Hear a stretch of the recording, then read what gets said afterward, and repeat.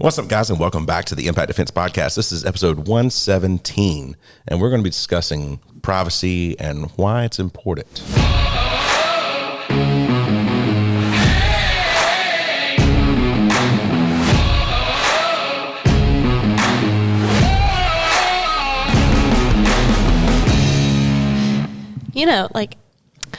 I don't understand. Why is privacy important? The more my phone knows about me, the better it knows what to advertise to me so I can purchase things online. And, I just like that personal relationship with my phone and devices. Well, we're going to get to that. So we're joined today by Thomas Tetter, a good friend of mine. We actually went to school together. He is in IT, and we've had plenty of conversations about privacy and internet security and all these different things. And I thought, it would be a great idea to bring you on today to kind of discuss that. Well, thank you. Never actually been on a podcast before. I've been on the other side of the table recording. So this is kind of a new experience for me. Yeah, several people that we've had on, it's been a new experience for. I started out like my first foray. I was a guest on a podcast first, and then say, hey, let's just start this thing. So before we move on, though, we need to discuss the official fuel of Impact, Blackout Coffee. Blackout Coffee! This is our patriotic blend. Yes. Betsy's Blend. That's what we're drinking today. It is blueberries, raspberries, blueberries, and white chocolate. I knew what it was. I just can't speak sometimes. Do you feel like the correct order is raspberry, white chocolate, and blueberry? Oh, yeah. That's why I even started with raspberry. Red, white, and blue. Yes. So, Betsy's Blend. We've discussed it many times. Not really a big fan of fruity coffees until Blackout Coffee, and I've really enjoyed it. It's not my favorite, my absolute favorite, but I like it. I really like it. I think I probably like it better than anybody else at the table at the moment, right? I'm drinking it, and I've never had anything like that before. Yeah. So this is a very new experience for me with raspberries, blueberries in my coffee. I did not process what you said correctly, and I thought you said you liked your coffee more than any of the people at the table. And so I was just a little confused for a moment. Okay. But that's at the norm. If I have to choose between talking to people in a day and drinking coffee, it's going to be choosing to drink the coffee. But anyway, if you guys want to try out that flavor or any other of the awesome flavors that they have, go over to impactgear.live/coffee. If you are there, you can use the coupon code ImpactDefense to get you 10% off. But if they have a sale going on, you can't use the coupon code, and that's perfectly fine. Just make sure you go over to impactgear.live/coffee. So jumping into our part of our podcast here, Thomas, why is privacy important to begin with? I'll say that in my line of work, I'm an IT manager, and with a lot of our staff, from time to time, we'll kind of start having that conversation. Or what's probably the more honest way to say that is I'll start the conversation. Because, I'll hear what some of the folks are doing, and a lot of times a privacy conversation, in my experience, can't start until I guess both parties in the conversation agree that it's something worth speaking about. Mm-hmm. A lot of times when I bring up privacy and kind of like what Jada was jokingly alluding to earlier is the level of privacy we've given up with the technology we carry with us on our hip and our purse, everything like that every day. Most people just aren't concerned. Yeah. And I think a lot of it has to do with we have been conditioned to not be concerned. Mm-hmm. A lot of the companies, entities, folks like that who are very interested in our personal information in our what we would consider our private lives, have done a very good job of convincing us that we have nothing to hide, right? Right. Are you taking part in illegal activities? Are you taking part in illicit activities? Do you have something to hide? And so that's kind of become something cultural where we want to clearly and loudly express to everyone else around us, I have nothing to hide. I'm not the subject of an investigation. Right, I'm not right. somebody you should be looking at as being deceptive or engaging in illegal activities. And they sweeten the deal by, in our instant gratification culture, making it way more convenient to give up your privacy. Right. They do. And so when I have these conversations with folks, and like I said, I'm usually the instigator because I start seeing issues. When it comes to privacy, even with nothing to hide, that doesn't mean you don't have something worth protecting still. Right. And that usually a light bulb goes off in that conversation. I begin to explain that, I'm not doing anything illegal. I'm not taking part in illicit activities. But that doesn't mean I want to post my driver's license number, home address, social security number, my credit card numbers, my bank information, bank accounts, things like that. I don't want to post all the passwords to all the sites that I visit online, right, to my Amazon account, to my bank account, to all those things. Just because I don't have anything to hide, and I believe that 99% of people in this country don't have anything to hide. They're not doing illegal things, and that's good. But that doesn't mean you still don't have information that's worth protecting. Right. And that's in real life and in your digital life. Yeah. You know, people a lot of times panic, and they should, as soon as they realize their wallet's been stolen. My purse has been stolen. Oh, hurry and call, cancel all my credit cards, call the bank. What do I do with the personal information that was in there that may not be financial? Because, people steal identities all the time. Privacy is a concern in the physical world. I mean, people are usually concerned about that.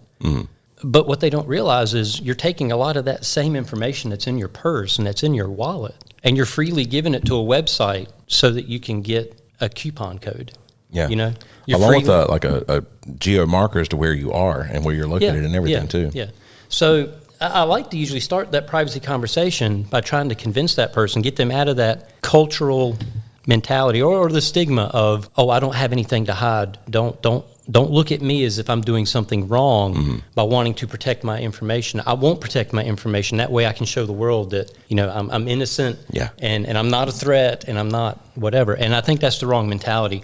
And I think that has come from companies, entities, what have you, sort of stigmatizing that desire for privacy, that desire for, keeping your personal life personal and not having to share everything about you with everybody. Yeah. I actually had a conversation, and this has been a little while back, and they asked me, so what's your problem with, this thing over here? And I said, well, I think they have been in trouble so many times for taking your information and then turning around and then, they build a dossier essentially on you.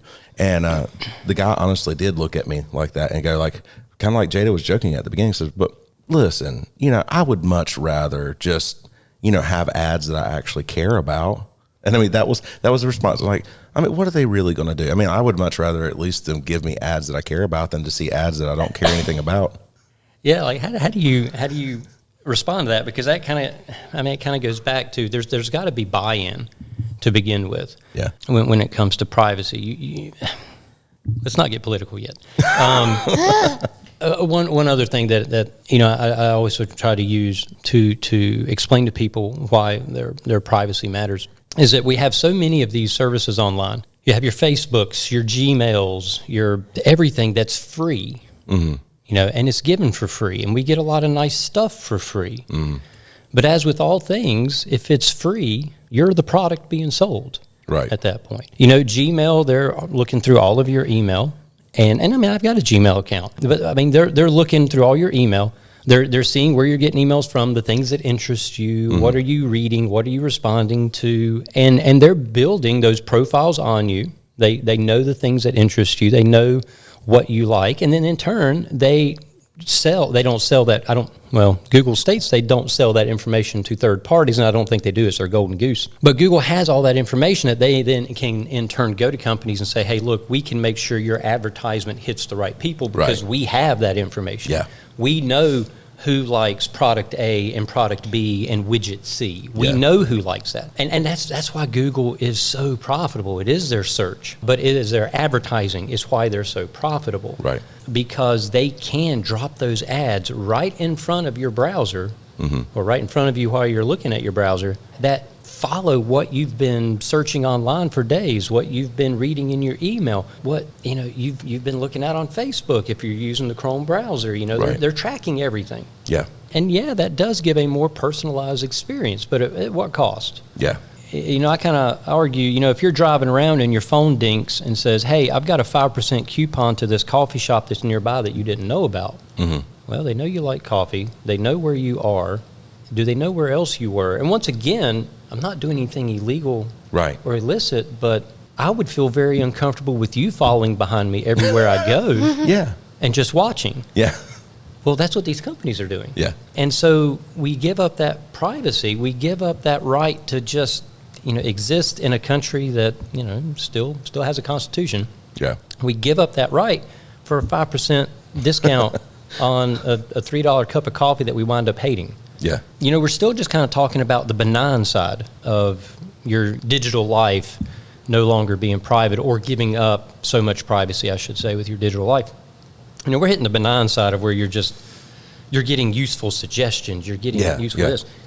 We're not getting into where they're building profiles on you to actually sell to other interested entities that you may not want to know, you know, where you live and where you've been and what interests you. Yeah. Or if it leaks, you know, forget about whether a legitimate company gathering all this information on you is going to use it legitimately to send you your coffee coupon. Yeah. I mean, what if it leaks out? What if the people who completely disagree with your lifestyle suddenly know where you frequent? Mm-hmm. That's reality. Yeah, that's true. That can happen. And by allowing all these companies to continue to collect this data on us, even from a young age, I'm going to assume Kylie is not fully vested into the digital world like you and I are. Right. But I promise you, she may already have a Facebook profile, but if she didn't, Facebook's already got a profile on her. Yeah. You know, because Facebook does the whole, and you know, it's almost like Ancestry.com. They do the whole family tree. Yeah. You start taking pictures of yourself with your kid, and they realize this. Yeah, anyway, we'll get into that probably later. But yeah. Well, no, and we've discussed this. You know, at one point in time, Kylie was like, "Dad, I want an Instagram. Dad, I want Instagram," because all of her friends were on Instagram. And then the more we have learned, and the more that we have done stuff in this realm and in self-defense, and finding out how sometimes people are using social media to track people and on all of this other stuff, Kylie's like, "I don't think I want it." Yeah. You know, so like as far as your social media now is essentially what? Pinterest and Bible app. Yeah. So. Yeah. I remember when Twitter released, gosh, has it been a decade? Has it been that? I mean, it's... I'm not sure. And the only reason I'm saying that is because I remember, man, it's been over a decade. Because I remember my wife and I, when we first moved in our house, I tweeted one time, and it's new, Twitter was new, and it's really just your friends following you. Mm-hmm. Tweeted, well, going outside to mow. And afterwards, I realized, how stupid is that? Why do they care if I'm going outside? Why should they care if I'm going outside to mow? I don't care that they go out to mow. Why did I do that? You know, social media is great for a lot of us that have family, friends that are just a long distance away. It's great to sort of help keep those bonds a little more current, a little more recent, to help us see what's going on in our everyday life. The problem is what social media was a decade ago is not what social media is today. Yeah. A decade ago, it was, you know, a fun place to go and just keep everybody up to date. You know, here's the grandbaby, his second birthday. You know, grandma from California couldn't make it to the East Coast. So social media at one time was a really, really fun thing for us. It didn't take long of the corruptibility of man to sort of jump in, and maybe it's right off the bat, and I'm just too naive.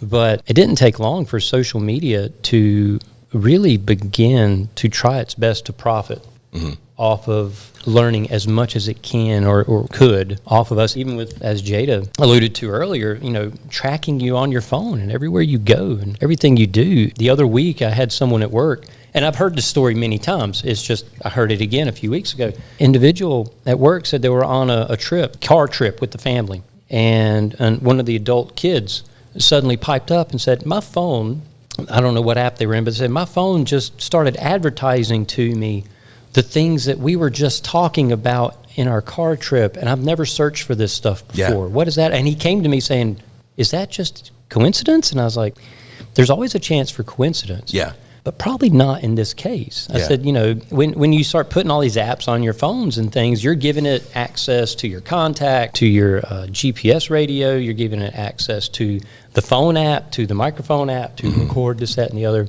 So, yeah, you are being tracked. Yeah. They are doing who knows what with it, because we really don't know. Yeah. I may have mentioned this once on the podcast before, but like we were sitting down and watching Shark Tank one day, and Julie was scrolling Facebook at the same time.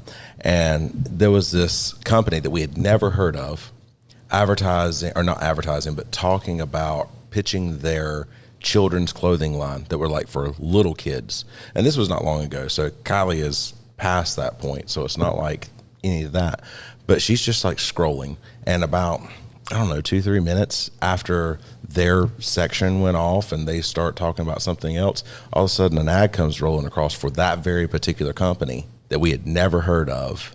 And it was like, I told her, I said, yeah. I said, this is exactly what we've been talking about, with all of this. Well, I mean, it was the same for my dad. He was looking for a very specific instrument or talking about a very specific instrument. I don't know if you guys know what a cajon is, but it's just kind of a box that the different sides you hit make a different sound. Yeah. So it's, kind of like the drums. It's just a beat setting instrument. It's that little... essentially the percussion instrument that you sit on. Yes. Yeah. That's not a normal instrument. Yeah. Or just a normal thing to talk about in like regular conversation or to search for. And he had not searched for it on his phone yet, but he was sitting there. It was just one conversation of, we need to get another one of those because we're having trouble keeping the band on stage on beat. So we need to get a new cajon. And then he's scrolling on his phone later that day, and there is an advertisement as he scrolls through Facebook for a cajon. And he was just like, well, I'm getting a new phone and redoing the privacy settings. But not that it really does any good, but yeah, that's because that's information Facebook has, not information that his phone necessarily. I mean, it's what he gives access to Facebook on. And that's what immediately we went through on Julie's Well, like app. I said, he hadn't even looked it up. It was just words. If I'm on the Facebook app, my assumption is they're listening to whatever's going on around me. If I've got that open. If the Facebook app is on your phone running even in the background, you need to assume. Yeah. Not even like open and you're fiddling around with it. Just if it's running in the background, then Yeah. The amount of data that I see going in and out of our company devices, because we have a lot of company phones, it is tremendous the amount of data that is going in and out of phones all day with devices that have the official Facebook app installed. Mm. I mean, we're talking, and I work with people that I do trust, and I'll go up and talk to them because at one point we were having to pay large amounts for data, and I would go talk to them, what are you doing? And we go digging. Like if they had an iPhone, it's kind of easy to see the amount of data used per app, which is pretty neat on an iPhone. And in all these cases, it was Facebook just using 20, 30 gig a month of data on a smartphone over cellular.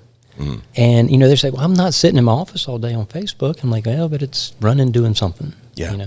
Which is one of my big suggestions to everybody is never use the official apps. If you just have to have Facebook, if you have to have Twitter, what have you, don't use the official apps. Yeah, bookmark it and leave the bookmark on your screen. Yeah, or, there's some decent, I actually made a note, there's some decent alternatives. Like for Facebook, for Android, and this is what I got on my phone because I'm like, and the only reason I have Facebook, because this was like the first year I did not get on Facebook to thank everybody for my happy birthday wishes. Mm. My Facebook activity for years was being reminded by my wife or somebody else that everybody on Facebook has probably wished you happy birthday, and I'd get on there and make my one post each year of happy, thank you everybody, and I would forget about Facebook. That's why I took my birthday off of Facebook.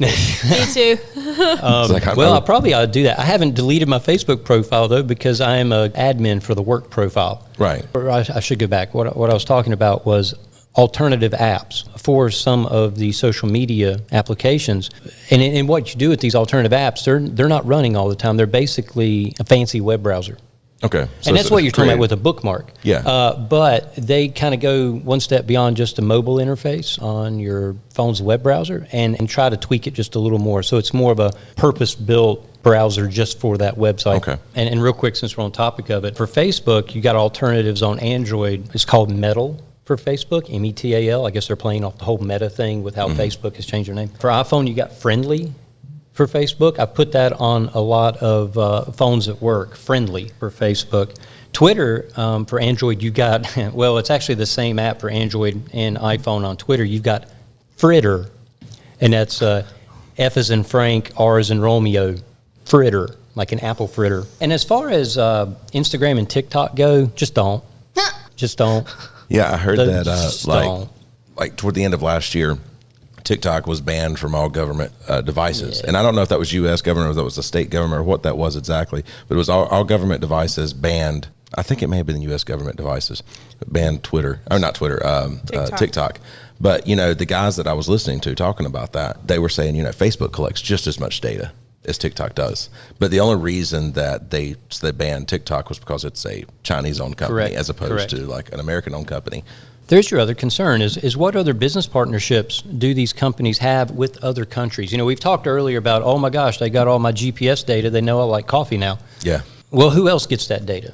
Okay, well, does the coffee advertisers get it? Okay, oh, big whoop, coffee advertisers get it. It's kind of a known fact that if you operate, if you have a business, an online business, like a Facebook, like a Twitter, like whoever, and you operate online in other countries, you have offices in other countries, you have to share X amount of data, X amount of information, X amount of whatever with that country's government. China is a known entity that requires any company doing business in their country physically, like in an office, you got to let the government come in and look and see and do what they want. Yeah. So now you've got the concern of, okay, well, China's got a hook into Facebook. China's got a hook into all these companies. Yeah. What does China know about us? It's not always about, does the coffee company know about me? Is the coffee coming to get me? Yeah. They're not. But now it's a matter of, okay, well, these same websites, these same services that we're using for free because we're the product, who are they having to give this information to? And what does that mean? A lot of people say, well, I trust the U.S. government. Well, every 4 years, half the country does and the other half doesn't. That's true. Next 4 years, well, now we flip-flop. Now, Yeah.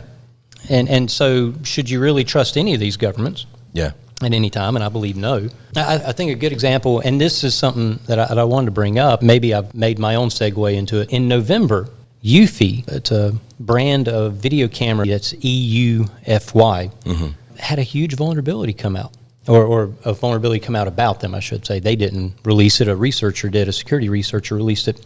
One of the big selling points of the Eufy line of cameras was nothing is stored in the cloud. Nothing is transmitted back to the cloud. Which the cloud is just a buzz term. The cloud only means somebody else's server that you access through the internet. It's not some magical place. It's just another computer that you get to through the internet. And so Eufy's big, marketing thing was that none of your stuff is leaving your network. It's not leaving your house. It's not leaving your device if you don't want it to. Now, they had cloud services, but you could turn all that off. Yeah. And what the security researcher found out is, oh no, they're still sending thumbnails of video screenshots up to the cloud and storing them, and they're running their facial recognition software on it. And Eufy's owned by Anchor. Anchor is in China. And Eufy's owned by Anchor? Yes. I did not know that. Yeah. I think Eufy is like, I don't know if it's one of those hostile takeovers of another country, kind of a company kind of thing. But yeah, Eufy's owned by Anchor, and Anchor is a Chinese brand. Now you kind of have a question of, okay, everybody who's had these cameras in their home, whatnot, and they bought for the explicit purpose of being private. Because that's a big thing right now with all these Rings and Nests and all these kind of video cameras is privacy. Where's my data stored? Who has access to it? Eufy kind of came out kind of somewhat in defense of what they were doing, saying, well, it was just thumbnails. It wasn't anything major. And, you had to opt into it. But then the security researcher kind of come back around and said, well, anyone has access to this, whether they've agreed to it or not, through the URLs that you guys are leaking out. Or he leaked. Anyway, maybe I shouldn't say leaked out. Maybe I shouldn't say that. But anyway, through the publicly accessible URLs, if you had those URLs, you could look and see the thumbnail video footage that also had facial recognition run against it. And so, facial recognition is a whole nother privacy discussion without maybe your direct consent, people being able to track where you were, even if you didn't have a phone on you. Which then began the big discussion online about, okay, well, how many of these little stores, little mom and pops just got on Amazon, bought these Eufy cameras, and now against my consent, my face has been captured, facial recognition run on it, and it's now sitting on a server in China somewhere. Right. And that's just one example of privacy extends beyond just what you willingly give out or knowingly give out. We're kind of living in a day and age where unless you've chosen a life of solitude in the Alaskan wilderness, you probably have no reasonable expectation of privacy anymore. And so the privacy discussion sort of revolves now around trying to make yourself less known to the world, to not willingly and voluntarily giving up so much information about your life. All right, really quick, I have a question because I started going all over the place. Anchor, as in Anker company. Okay. Oh, I should have said that. Yeah, that's Anchor, Anker.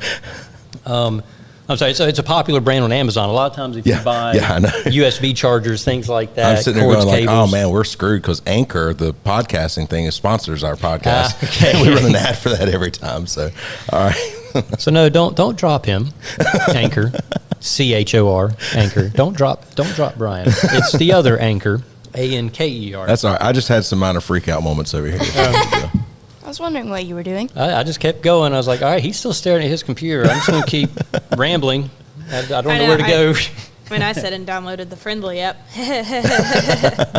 Yeah, that's what I was actually making notes of. So after we get done with this, I want you to kind of go over those again because I've never actually heard of that. I'll still argue we should just not be doing social media anymore. Well, Yeah. I'll be honest with you, and I think I've said it on the podcast. If I didn't have this business, I probably wouldn't do social media anymore. I really wouldn't. As it is, I barely get on Facebook. At this point, my Facebook account is for Messenger because I have certain people that I know that I can only contact through Messenger. And then that is one of the bigger challenges when it comes to being more privacy minded in the digital world. So much of our digital life now is social. Yes. Not just are you on Facebook or not, but how are you texting other people? Yeah. Oh, yeah. How are you calling other people? And so a lot of times, if you're going to be the privacy-minded individual and I'm going this route, well, suddenly you've got to bring everybody else with you or it ain't going to work. I know. Yeah. Because everybody else is going to stay on Facebook. They're going to stay on Facebook Messenger. I ain't leaving. When I say, we kind of need to step away from social media, I'm not saying that as some kind of, well, you guys know me. I am kind of a non-sociable hermit. I don't really care to socialize. But I'm not trying to tell other people not to socialize, not to. I think we as a culture have forgotten what it's like to get together. Yeah. Well, speaking of that, are there decent alternatives? Do you know, and what do you think about like federated social media and stuff like Mastodon, PixelFed, and these things that are decentralized social media type stuff? The decentralization is your login process, from my understanding. So your login works in multiple places. And I am not a Mastodon guru. I've played with it for an afternoon. Yeah. From my understanding, none of the information is all held in one single place. So they can't just go in here and scoop and get all of that information. That's true. But then the problem is when that one place decides we don't have the finances anymore to keep the servers turned on, what happens? Your stuff's gone. Or hopefully you've got a way to retrieve, move. And once again, I'm not purporting to be a Mastodon expert. Right. Federated stuff is great for shared logins, but you've always got to wonder where's that data being stored. And when it's federated, it's not most of the time. It's not hard to sort of be another node, to sort of be another entry point. They want more servers. They want more people joining in. But then you got to start worrying about, well, who are all these other people joining in, and where is my data? And things like that. To me, Mastodon's not really the answer, or that sort of federated, whatever. And billion people out there to shout me down, but then again, anything I love you the fact say that on he the thinks internet. a billion people listen to our podcast. Oh, I'm sure they do. Yeah, what I'm saying is, I am for more decentralized than that. Yeah. Recently, and I got you on with it, was the session. Messenger. Chat app, messenger app, whatever you want to call it. Sessions end-to-end encrypted, which means supposedly nobody in the middle can decrypt and read anything. Right. You can't find contacts and things like that in the session. You have to purposely communicate with that person and share basically your cryptography key, but your session ID is what it is. If you're going to do things online, you can't really get to the point of kicking some company, some corporation with all your data on their server out of the picture. You can't do that. You can't self-host every single thing that you do online. Right. I remember, was it 2005, 2004, whenever Gmail launched. I remember getting an invite, and that was back when it was invite only. Gmail was not open. And I was so excited about it, and I was so thrilled about it. And my now wife, then girlfriend, was in college at Meredith, and I emailed her. That was the first email I sent from Gmail. I was emailing her, hey, I got in. And she just, didn't care, which is fine. But over time, I've seen how much of my life and information is housed on a Google server. Yeah. And with the purchase of other things like YouTube and stuff like that, I mean. Yeah.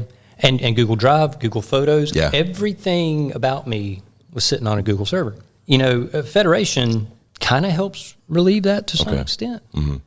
At the same time, you've still got to worry, well, who's got your data? Where's it sitting? Which, by the way, as far as my Google experience, I have recently started migrating to Proton. I went ahead and bought a Proton account, moved all my Google Drive stuff over to Proton Drive, got my email moved over. And that's one of the things. Listen, to get back to privacy, there's a lot of different ways, and I'm going to try to maybe cover some of them real quick. I don't know how we are on time. There's a lot of different ways that you can help make your digital life more private. But it's not. It's to sound cheesy, to sound dumb. Privacy isn't a destination; it's a journey. Right. It's something where you've got to slowly move your stuff over time, because you don't want to kneecap yourself. You don't want to suddenly just cut yourself off to all the services you need. I need my energy bills emailed to me. I need certain things emailed to me. I can't just cut things and go.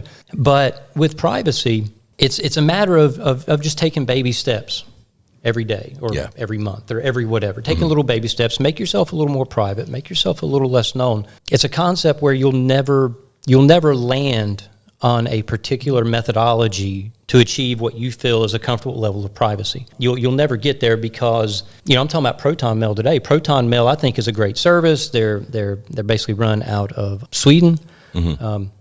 Switzerland, I always get it wrong. I can't ever remember. One of those countries that starts with S. Yeah, it's either Sweden or Switzerland. There's one that's very pro-privacy, and there's one that's very not. So it's the pro-privacy country. I think it's Sweden. I'm moving there now because I've read what they do. I've read how they house my data. I've read how they deal with it in encryption and things like that, and I like that. But that doesn't mean they'll still be that way tomorrow. Right. That doesn't mean somebody else may not come in, buy them out, and change everything. So privacy's a ever-evolving landscape. Of what's private today. You may go, and just for a dumb example, you may go to Lowe's and buy the $300 deadbolt, to put on your front door. And well, now I'm protected. Now I'm safe. Yeah.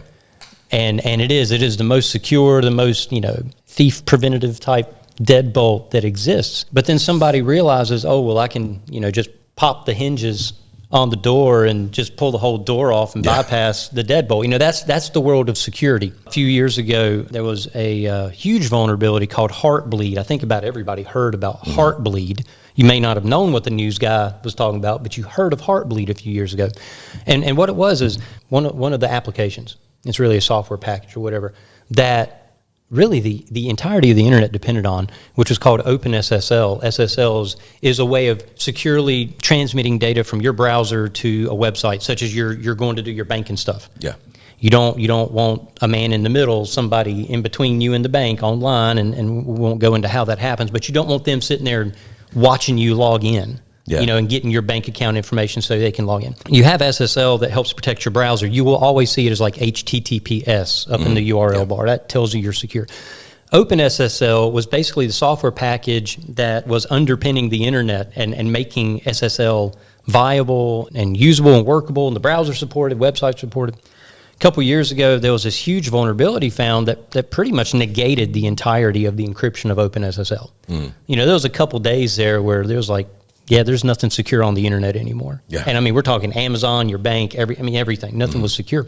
And so there's always going to be a vulnerability that will completely change the privacy landscape. Yeah. And so what we all have to do is just kind of be mindful as to what we're doing and how much information are we putting out there. Are we keeping our computers up to date? Are we keeping up to date browsers? Are we keeping up to date operating systems? Are we possibly migrating away from certain operating systems that are not very privacy respecting? Right. I am a huge Linux fan. Yeah. Linux is a whole entire rabbit hole to go down. But Linux is an extremely privacy respecting operating system. Yeah. It's a secure operating system. It's an operating system that runs really well on very old machines. This is a 9-year-old laptop that I'm still making use of. In the world of tech, 9 years is... Yeah, that's old. That's old. Yeah. I've still got an up-to-date operating system that's doing everything that I need it to do. It can't run Microsoft Office, but that's okay, because I don't want to run Microsoft Office because of privacy concerns. Yeah. There's Office alternatives in the Linux world.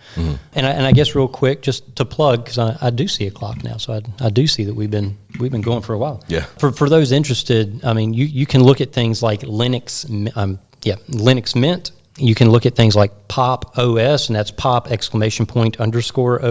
I don't know why they wanted to make it difficult. And you can look at old standbys like Ubuntu and Fedora. Ubuntu, UBUNTU, just in case you've never seen or heard that, and Fedora, just like the hat. But Linux is a good choice. Especially if you have that grandson or nephew that's very technically minded that can kind of help you out. Yeah, they do their best, and Linux Mint does really good at mimicking that whole Windows environment of having a taskbar and a start menu and how you run things and how you do things. And for most of us, let's be honest, what do we do on our computers?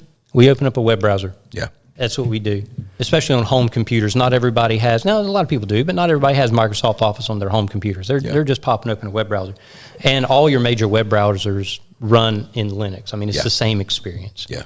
You know, some people at work have seen me on Linux, and they really don't even notice a difference sometimes. Yeah. So you have that. And with web browsers, in regards to web browsers, you can do a lot to help with your privacy, with your digital footprint in your browser. There's a lot of great plugins that help safeguard your information. One of them that I always plug, and there's a free version that's kind of limited. It's kind of one of those, I know I said earlier, if it's free, you're the product, but there's a free version that kind of lets you kick the wheels a bit, but then the paid version is $10 a year, and that's Bitwarden. Yes. You should never be storing your passwords on a piece of paper, in your wallet, in your purse, under your keyboard. It's not a hiding place. We will think about looking under your keyboard for passwords. You shouldn't store them on a text document on your desktop of your computer. Bitwarden is a really, really good, secure, open source, and that just means it's easy to audit. Yeah. The one thing goes against your rule of, if it's free, then you're the product, is maybe like free and open source software might be the. That's true. That's one. true. There's a whole other discussion around that. Yeah. I'm just saying. So and I'm a fan. I'm a fan of open source software. I try to run that as much as I can. But yeah, there's Bitwarden. Bitwarden's a great password manager that will store all your passwords for you. And as you're visiting websites, it'll prompt you to autofill. What you do is you just come up with a unique, very secure one password. Yeah. And that's the only password you need to remember. There's other ones out there. There's LastPass. Please do not use LastPass. They have many issues. There is, crud. It's something with Simple Pass. I think there's Simple Pass. I just downloaded something, and I can't remember what it was. One Password, I think, is one. Out of all of them, Bitwarden kind of has the best track record at actually doing a great job and being secure and keeping your stuff safe. And they have, like I said, plugins in the web browser. So just when you're on your website, it sort of puts your password in for you. It encrypts all your passwords locally. It never gets to the private key, or it should never. But you got Bitwarden for your passwords. To help block a lot of ads on your browser, it's really weird when you first turn on a good, decent ad blocker and go visit your same websites. It looks like the website's broken because there's so much cruft that is now gone. I guess in summation, get off Facebook, go say hello instead in person, and turn your phone off, because it's following you of course it's following you everywhere you go. You've got it on you everywhere you go. But they're following you as well, looking over your shoulder at everything you do, say, think. Anything you put on the internet, think about the fact that if is this going to hurt me in any way if anybody in the world can see this? Yeah, because we didn't even get to the point. We didn't even get to the point of digital stalkers. Yeah. Every Friday morning, I love getting my coffee and my latte. Every Friday morning, I'm posting to Facebook. Well, now your digital stalker knows where you are every Friday morning. I mean, we didn't even get to things like that. Check. All right, so first off, thank you, Thomas, for coming on. There was a lot there, and I think we're going to have you back on to kind of talk some more, because we never even got into like the individual things and how people can use this kind of information against you, how individuals can use this information against you. So we've done a couple of these before in the past where we've talked about stuff, but we don't have that level of expertise, because I mainly just teach people how to punch people in the face.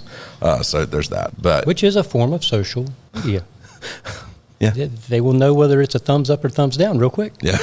So, guys, thank you very much for listening to this episode. If you guys are enjoying this podcast, go ahead and go over to Apple Podcasts or any podcast catcher. Rate us, and please, please, please, please, please, please, please write a review. I think she just adds more pleases every time she does it. All right, guys. So thank you very much, and we will see you in the next one.